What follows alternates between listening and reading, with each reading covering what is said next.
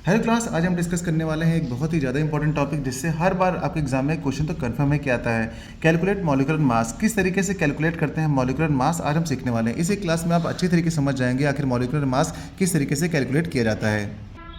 तो यहाँ पर हम शुरू करने जा रहे हैं। चलिए इसका सोल्यूशन, तो चलिए स्टार्ट करते हैं इसका सोल्यूशन। देखिए हमारे पास मैंने टॉप 10 आपके लिए फॉर्मूलाज लिख रखे हैं और इनके आपको कैलकुलेट करने हैं मॉलिक्यूलर मास। आखिर ये मॉलिक्यूलर मास कैसे निकलेगा? देखिए पहली बात तो हमारे पास जो एलिमेंट होते हैं ना, जब एलिमेंट कंबाइंड हो जाते हैं, 1 से 2, 2 से 3, 4 मिल जाते हैं आपस में, तो बनाते हैं मॉलिक्यूल, और उसी मॉलिक्यूल का निकालना है आपको मास।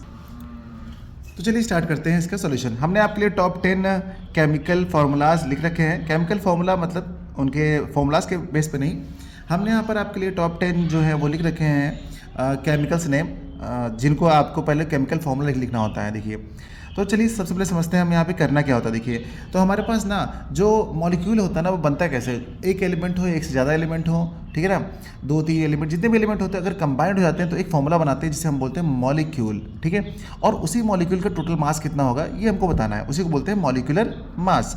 और आपके पास एग्जाम में जो क्वेश्चन आएगा ना, तो वो हो सकता है आपको इसके फॉर्मूला बेस पे दे, लेकिन बहुत कम चांसेस हैं आपकी फॉर्मूला बेस पे दे। वो आपको केमिकल नेम के यहाँ पे देगा, ऐसे नेम लिखा रहेगा। इसका मतलब आपको केमिकल फॉर्मूला ऑलरेडी आना चाहिए क्या होता है।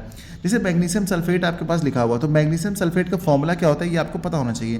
क्या होता है मैग्नीशियम सल्फेट का फॉर्मूला? चलिए आप मेरे साथ लिखिए, मैं लिख रहा हूँ और आप बताइए फटाफट क्या क्या हो रहा है, और इसमें से बताइएगा 10 में से आपके कितने सही होते हैं, ठीक है। कमेंट में बताना है आप लोगों को। मैग्नीशियम सल्फेट, इसका फॉर्मूला क्या होता है बच्चों? MgSO4, ये होता है मैग्नीशियम सल्फेट का फॉर्मूला, ओके। फिर कैल्शियम कार्बोनेट, कैल्शियम कार्बोनेट का फॉर्मूला क्या हो जाएगा?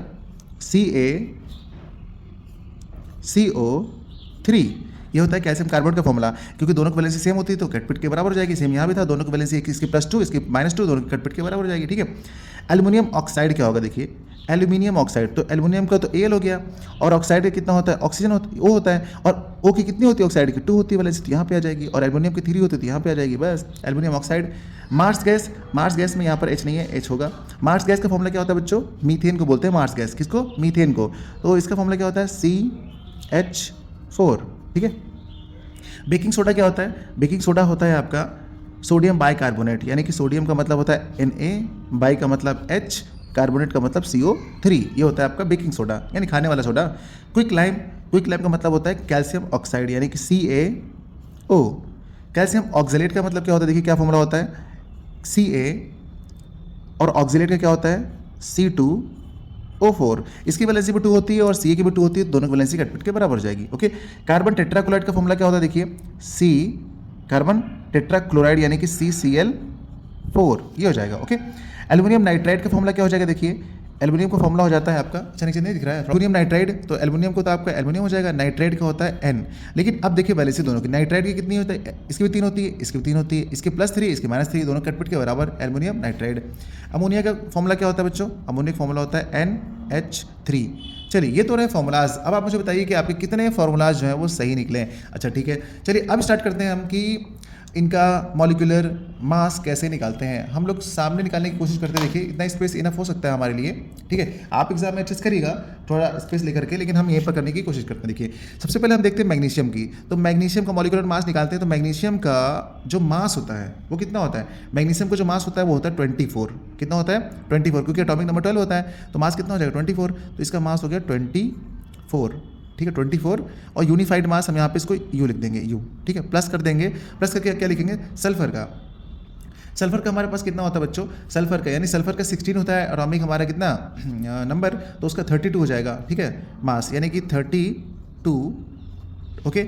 और फिर ऑक्सीजन, ऑक्सीजन का कितना होता है आपको पता है? 16, और 16 को 4 से मल्टीप्लाई करेंगे, यानी कि हम लिखेंगे 16U और इंटू 4। अब ये 4 क्यों लिखा सर आपने? 4 बेटा इसलिए लिखा है क्योंकि यहाँ पर ऑक्सीजन कितने टाइम्स था? 4 टाइम्स था, बस। अब क्या करिए, सबको ऐड कर दीजिए। अगर आप सबको ऐड कर लेंगे इसको मल्टीप्लाई करके, तो आपका आंसर आ जाएगा। तो कितना हो जाएगा? देखिए ये आपका अगर मल्टीप्लाई कर लेते हैं तो ये आपका हो जाएगा 64, 16 4 कितना हो जाएगा? 64 हो जाएगा। तो 64 में आपको ऐड करना है 32 और 24, इनको ऐड करके लिखते हैं हम, कितना आएगा देखिए, 100 आ जाएगा, 120, 120। और यू लगाना मत भूलिए, यू मतलब इसकी यूनिट होती है जिसको हम बोलते हैं यूनिफाइड मास। पहले इसको लिखते थे हम लोग AMU, बट अब हम लोग इसको शॉर्ट फॉर्म में लिखते हैं यूनिफाइड मास का सिर्फ इतना यू, ठीक है। तो 120 हो जाएगा इसका मॉलिक्यूलर मास मैग्नीशियम का, ठीक है। अब हम लोग निकालेंगे कैल्शियम कार्बोनेट का। तो कैल्शियम कार्बोनेट के लिए आपको क्या पता चाहिए, कैल्शियम का कितना होता है, कैल्शियम का होता है बच्चों 40। अब एक मैंने आपको बताया, बार बार ऐसे करेंगे डिटेल में, अब हम लोग थोड़ा शॉर्ट में करेंगे। कैल्शियम का 40 लिख दिया, ठीक है, प्लस कर दीजिए। फिर आपका कार्बन का कितना होता है बच्चों, कार्बन का होता है 12, आप 12 लिख लीजिए, फिर प्लस करिए। फिर आपका ऑक्सीजन का कितना होता है 16 × 3, यानी कि 16 3 जा 48, ये हो गया 48, ओके। अब इन सबको फिर से ऐड कर लेंगे हम, 8 2 10 और 10 0 0, यानी कि ये आ जाएगा आपका 0 का 0, और फिर कैरी हो गया 1, यहाँ पर हो जाएगा 5 5 1 6 और 6 4 10, यानी 100 आपका आ गया 100 कैल्शियम कार्बोनेट का, और ये U। इस तरीके से आपका कैल्शियम कार्बोनेट का मास निकल के आ गया।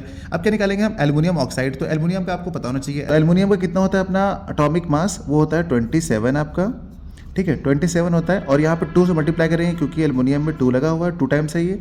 और ऑक्सीजन का कितना होता है बच्चों 16, और 16 को 3 से मल्टीप्लाई करेंगे। इस तरीके से हम यहाँ पर इसको ऐड करते हैं, 27 जो लिखा है और 2 है लिखा है, इसको मल्टीप्लाई करेंगे तो कितना हो जाएगा 54, और प्लस में यहाँ पे लिखेंगे कितना हो जाएगा 48 हो जाएगा अपना, ठीक है। अब इन दोनों को हम ऐड कर देंगे, तो ऐड करने के बाद अपना कितना आएगा 8 4 12, 12 का हो जाएगा अपना 2, और यहाँ 5 और 9 और 9 1 10, यानी कि 102, ये हो जाएगा आपका एल्युमिनियम ऑक्साइड का मॉलिक्यूलर मास।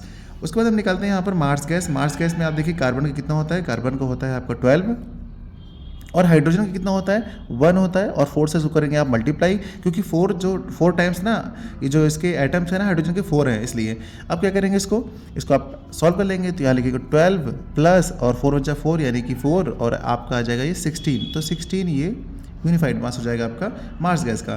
फिर निकालते हैं बेकिंग सोडा का। तो बेकिंग सोडा का कितना हो जाएगा, सोडियम का आपका कितना होता है 11 11 22 और 23, इसका होता है 23 एटॉमिक मास सोडियम का, ध्यान रखिएगा। और हाइड्रोजन का आपका 1 हो जाएगा, और कार्बन का आपका 12 हो जाएगा, और फिर ऑक्सीजन का आपका हो जाएगा 48। क्यों 48 हो जाएगा, क्योंकि मैंने कहा ना आपसे 16 होता है और 16 3 जा 48, है ना। अब सबको आप ऐड कर देंगे, सबको आप ऐड कर देंगे तो कितना हो जाएगा, देखिए 8 2 10 10, और यहाँ पे 3 13 और 1 14, 14 का 4 आ गया, कैरी हो गया 1 1 4 5 5 6 और 6 2 8, 84 हो जाएगा आपका यूनिफाइड मास, ओके। ये हो गया आपका बेकिंग सोडा का। अच्छा, अब आगे बढ़ते हैं, आगे निकालते हैं अपना ये क्विक लाइम का। क्विक लाइम का क्या होता है, देखिए बच्चों, क्विक लाइम का कैल्शियम का कितना होता है, मैंने कहा 40 होता है आपका ये, और ऑक्सीजन कितना होता है 16 होता है। तो इसको ऐड कर देंगे तो कितना हो जाएगा, ये हो जाएगा 56, ये हो गया आपका कैल्शियम ऑक्साइड का। फिर कैल्शियम ऑक्जेलेट की बात करते हैं। तो कैल्शियम को तो मैंने अभी आपको बताया कि कैल्शियम को हो जाता है 40 प्लस, और ये जो C2 है ना कार्बन का कितना होता है 12 होता है, 12 2 जा 24, तो आप लिखेंगे 24, और प्लस ऑक्सीजन का कितना होता है 16, और 16 को 4 से मल्टीप्लाई करेंगे तो कितना लिखेंगे 64। अच्छा ठीक है, अब इस सबको आप ऐड कर लीजिए, 4 4 8 8 0 का 0, यानी कि यहाँ पे 8 आया, और फिर आगे 6 और 6 to 8 और 8 और 4 12, यानी कि 128, ये हो गया total molecular mass of calcium oxalate.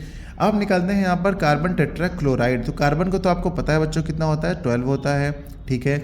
और क्लोरीन का कितना होता है, क्लोरीन का होता है आपको बताऊँ मैं 35 होता है। 35 हम लोग ऐसे कंसिडर कर लेते हैं, अदरवाइज 35.5 होता है, 35.5 होता है, ठीक है रियल में। तो चलिए वही लिख लेते हैं 35.5 वाला। लेकिन जब हम लोग लिखते हैं ना इसको कंसिडर करने के लिए तो हमेशा वही वाले लिखते हैं, ठीक है। ये 35 ही लिखते हैं नॉर्मली, तो हम लोग यहाँ पे 35 ही लेते हैं, डेसिमल वाला नहीं कंसिडर करिएगा आप भी मत करिएगा, ठीक है।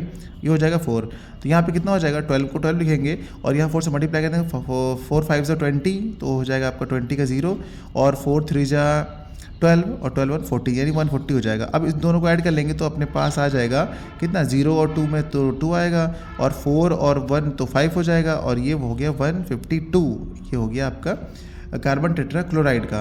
ओके, एल्युमिनियम नाइट्राइड की बात करते हैं। तो एल्युमिनियम को तो आपको मैंने अभी बताया 27 होता है बच्चों, और 27 में ऐड कर देंगे नाइट्रोजन का। तो नाइट्रोजन का कितना होता है पता है आपको 14। अभी दोनों को ऐड कर लेंगे तो 4 और 7 कितना हो जाएगा 11, और 2 1 3 1 4, यानी 41 हो जाएगा आपका एल्युमिनियम नाइट्राइड का, ठीक है। अच्छा, थोड़ा और बढ़ाते हैं ऊपर, शायद दिख नहीं रहा है। तो अब नीचे कितना है अमोनिया, अमोनिया का कितना है, फिर मैंने बताया आपको नाइट्रोजन का कितना है, नाइट्रोजन का है आपका 14, और हाइड्रोजन का कितना है 1, और 1 को 3 से मल्टीप्लाई करेंगे तो 3, तो ये आ जाएगा आपका 14 3 17 आ जाएगा अमोनिया का यूनिफाइड मास। इस तरीके से बच्चों हमने सारे के सारे जो मास हैं वो कैलकुलेट कर लिए हैं, ठीक है। और मास कैलकुलेट करने के लिए आपको कुछ जो एलिमेंट है ना उनका मॉलिक्यूलर मास पता होना चाहिए। तो चलिए बच्चों, कुछ एलिमेंट के जो मास है ना, एटॉमिक मासेस है, वो मैं लिख लेता हूँ आप लोगों के लिए। जैसे हाइड्रोजन का है ना, हाइड्रोजन का होता है 1 एटॉमिक मास यूनिट, ठीक है।